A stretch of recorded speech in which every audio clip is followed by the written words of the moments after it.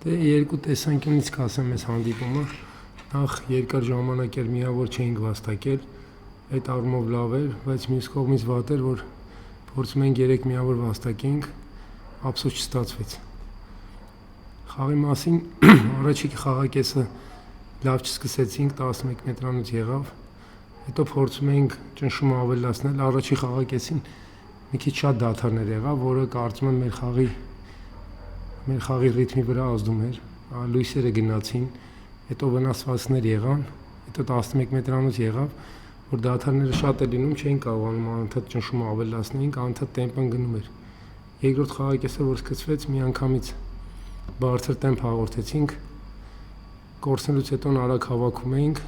անընդհատ արագ եզրերը փոխում էինք, քանի որ խաղը ուսումնասիրել էինք ԲԿՄ-ի, տեսել էինք ինչպես է պրեսինգ անում, արագ փորձեցինք եզրերը փոխել, առավելություն ստացանք,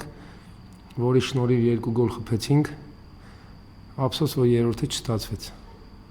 Հենց ուզում եմ տղերքին շնորհակալություն հայտնեմ լավ երկրորդ խաղակեսի համար, փորձենք վերլուծել առաջի խաղակեսի հետ կապված սխալները շտկել։ Բայց ամենը ինչու կբացատրեք խաղակեսերի երկրորդ մեծ տարբերություն առաջի երկրորդ։ Եթե մեր խաղերի ստատիստիկան նայեք, մեր թիմը ընդհանրապես 20-25 րոպե հետո առաջի խաղակեսից սկսում է խաղին տեմպ հաղորդել, երկրորդ խաղակեսին ավելի շատ այդ տեմպը ավելանում, այդ մեր ոնց որ խաղաոճի հետ է կապված ու պատրաստականության հետ է կապված, հիմնականում դրա հետ եմ կապում։ Եվ արժանապատվային դադարներ,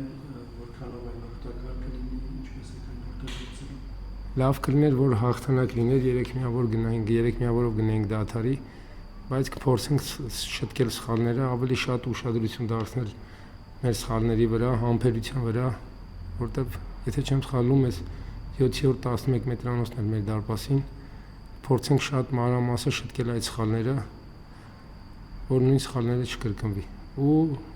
խաղային պրոգրեսով դեպի քայլ առաջ կատարենք։